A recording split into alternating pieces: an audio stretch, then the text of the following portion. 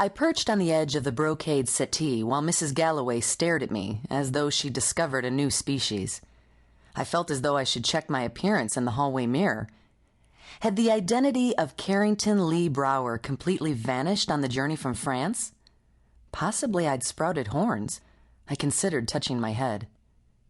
The very thought of stubby protrusions poking out from beneath my unfashionable straw hat caused me to force back a giggle, my compulsive reaction to unpleasant situations. I giggled at my mother's funeral when I was 10. Last month I'd done the same thing when they placed my father in his grave. I'm told it's a survival behavior used by many children.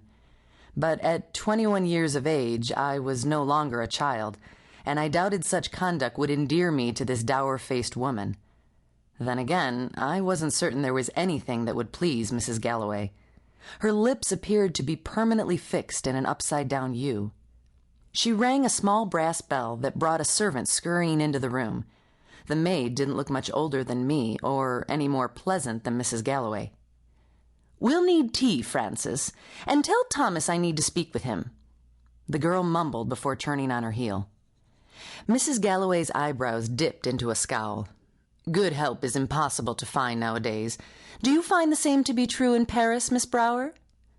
I forced myself to smile.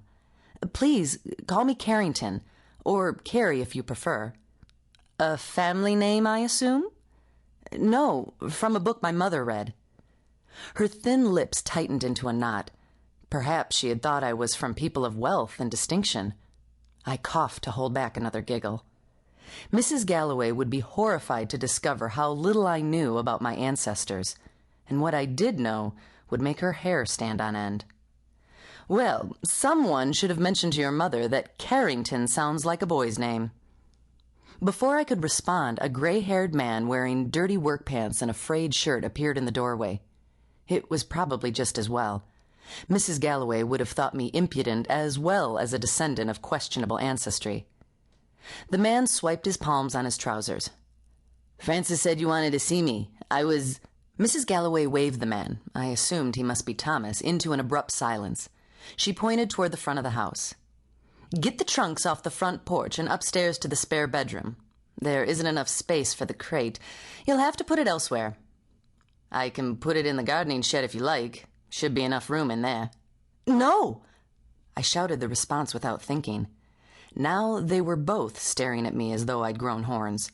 "What I mean is," I stammered, "that crate contains my paintings, my father's canvases."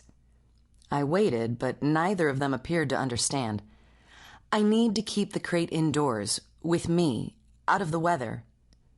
"Well, it won't fit in the bedroom, and I can't set it in the middle of the parlor, now can I?"